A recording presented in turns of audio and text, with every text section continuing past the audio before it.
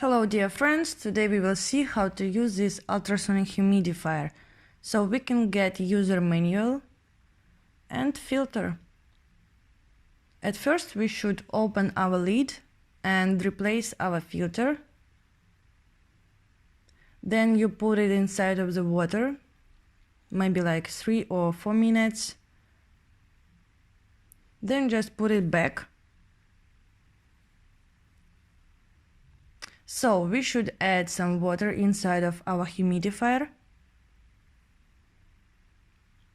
Also you can add 2 or 3 drops of essential oil. It depends on your preference. You can buy it in our shop. And close the lid. Now let's plug in our device. Use our USB power cord. It is easy to connect.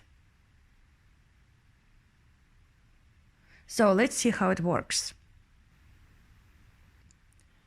If you press the button first time, we can see some continuous wave working here, and light also is turned on.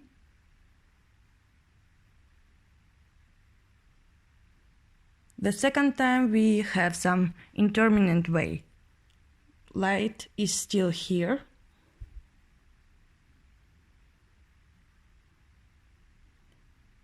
And the third time to turn off our humidifier.